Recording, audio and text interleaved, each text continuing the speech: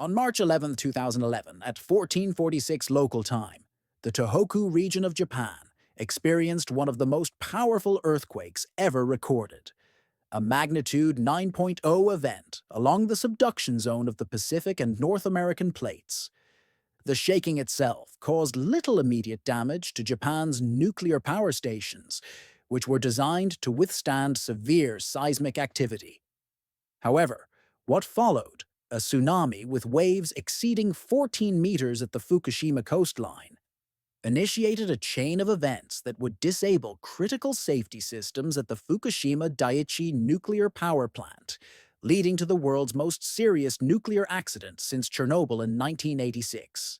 The Fukushima Daiichi plant, operated by the Tokyo Electric Power Company, TEPCO, was located in the town of Okuma, in Fukushima Prefecture, facing the Pacific Ocean. Commissioned between 1971 and 1979, the station contained 6 boiling water reactors, BWRs, supplied by General Electric. At the time of the accident, Units 1 to 3 were operating. Units 4 to 6 were offline for maintenance. What made Fukushima unique was not only the scale of physical destruction, but also the sequence of interdependent system failures.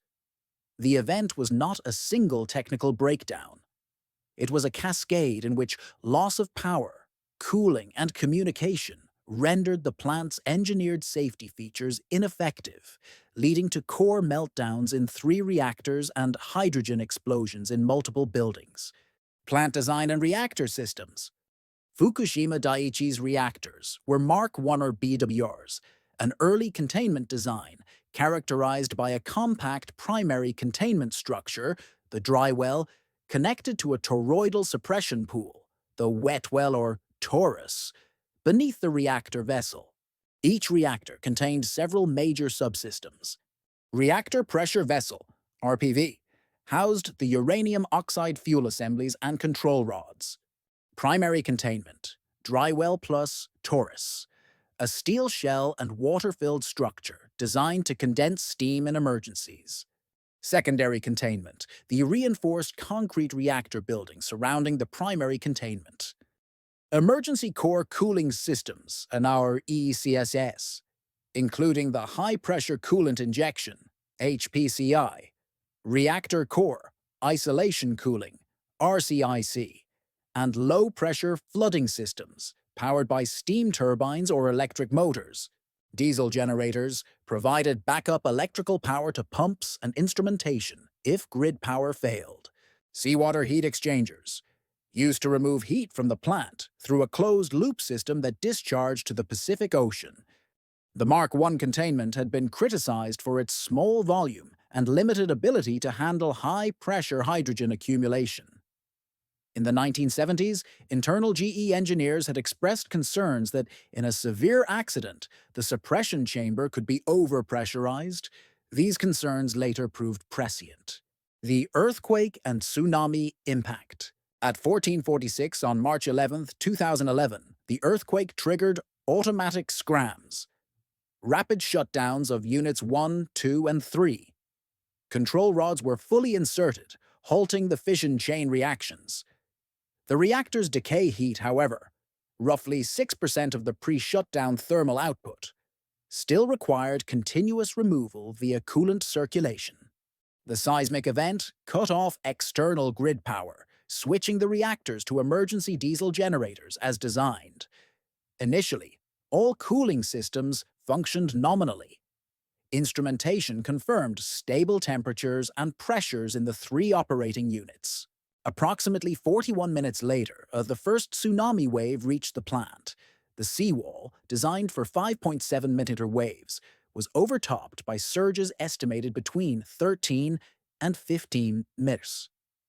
The flooding submerged and disabled 12 of 13 diesel generators, destroyed electrical switchgear, and flooded the seawater pumps required for heat removal. Within minutes, the plant lost all AC power, a condition known as station blackout, SBO, across Units 1 to 4. This single event nullified the ECCS systems dependent on electric pumps and control valves. Only small, steam-driven systems like the RCIC could operate, but even these required DC power for control logic, which was soon depleted as batteries drained. Sequence of technical failures. Unit 1, 1537 JST, all AC power lost. 36, core cooling halted as battery power expired. 1746, core temperatures rose rapidly, exceeding 1200 degrees C within hours. Zirconium alloy cladding began reacting with steam, producing hydrogen gas and initiating core damage. Weiss, pressure in the RPV reached 8 MPa. Operators attempted venting, but valves failed without power. March 12, 02. Core meltdown effectively complete. Molten fuel, corium, began accumulating at vessel bottom. Unit 2. Unit 2's RCIC system functioned longer, delaying core damage by several hours.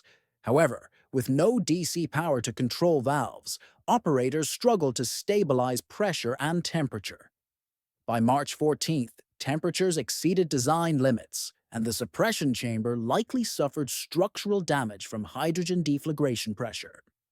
Unit 3.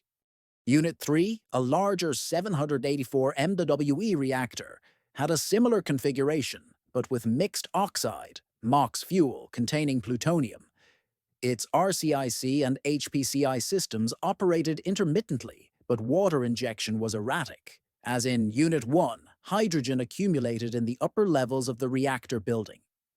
At 11:01 on March 14th, Unit 3 suffered a massive hydrogen explosion, ejecting debris hundreds of meters into the air.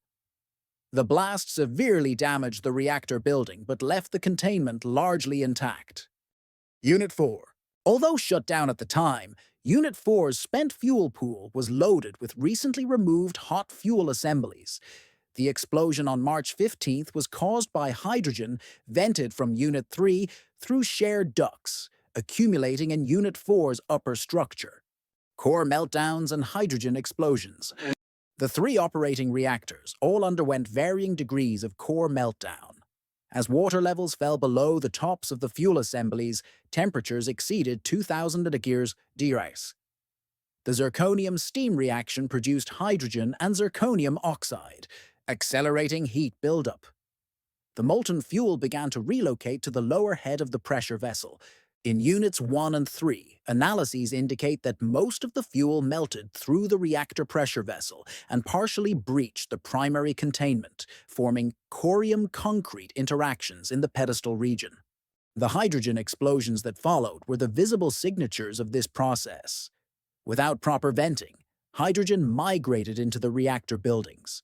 The Unit 1 explosion on March 12th at 1536 destroyed the upper walls, while Unit 3's explosion on March 14th at 11:01 was even more violent. Unit 4's blast on March 15th created fears of pool ignition, though later investigations found sufficient water coverage remained. Containment and emergency cooling efforts.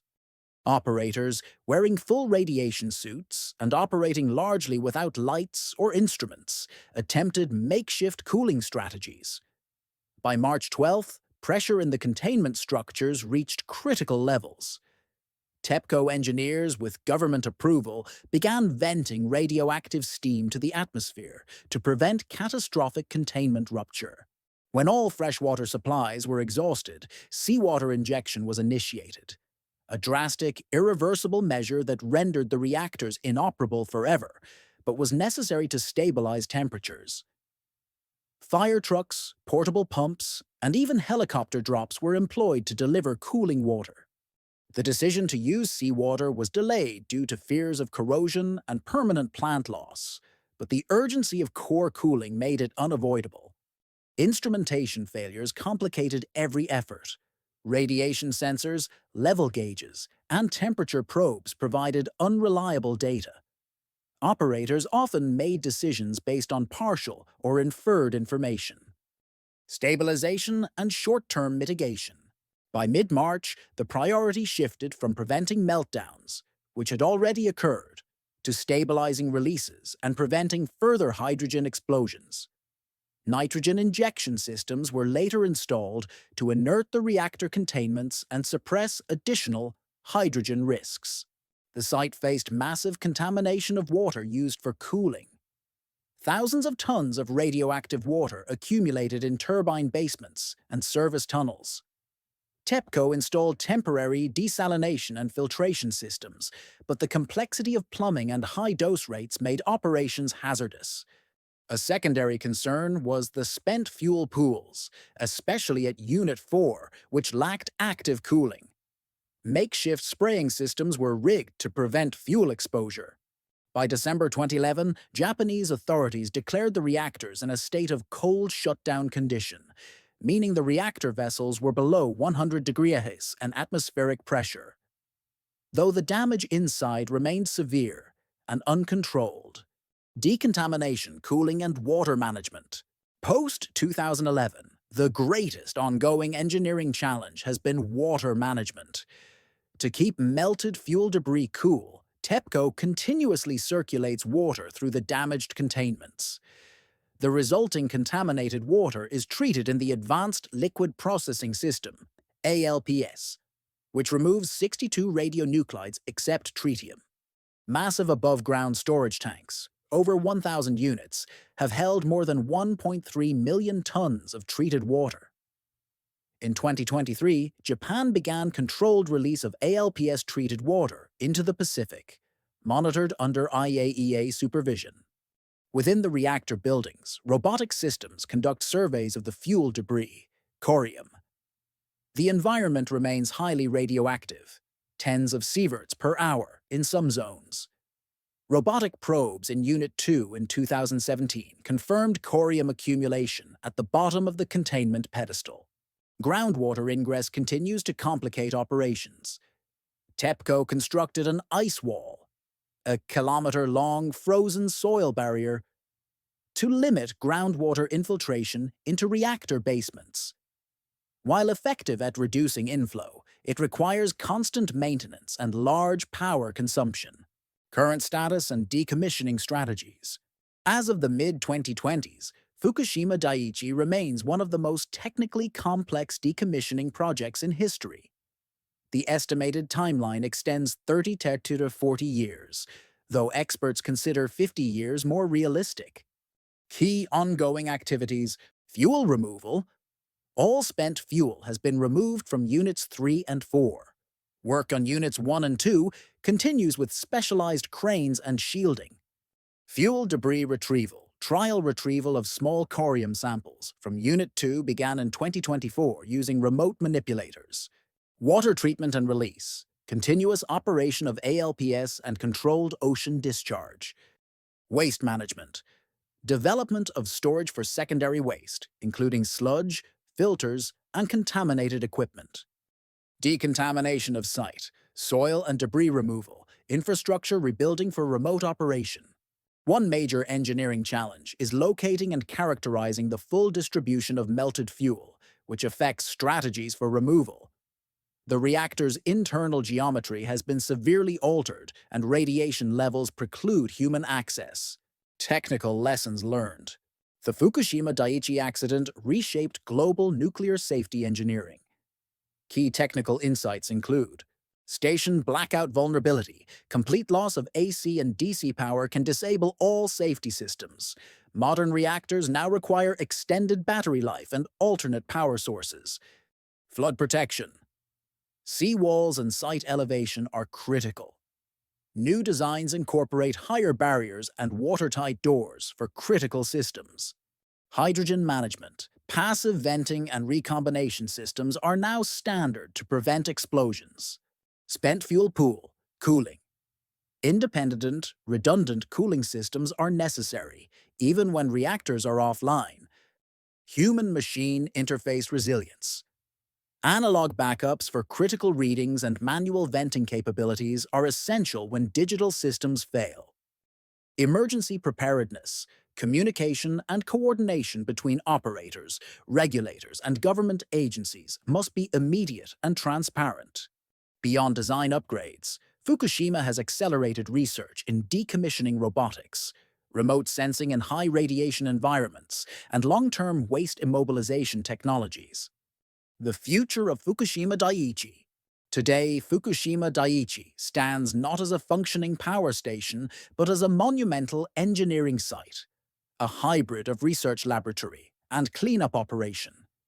Each year brings incremental progress: removal of debris, reduction in radiation, development of precision robots capable of cutting and handling corium.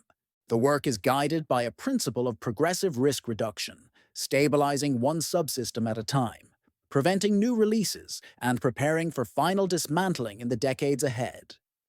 While public debate often focuses on contamination and water discharge, the deeper story is one of engineering evolution. The disaster transformed global nuclear safety culture from an assumption of defense in depth to an understanding of defense in depth under extreme compound conditions: seismic, hydrological, electrical, and human. Fukushima Daiichi will likely remain under controlled dismantling well past mid-century. Yet its legacy will be a generation of technologies, standards, and procedures designed to ensure that the lessons written in molten fuel and seawater will never need to be relearned.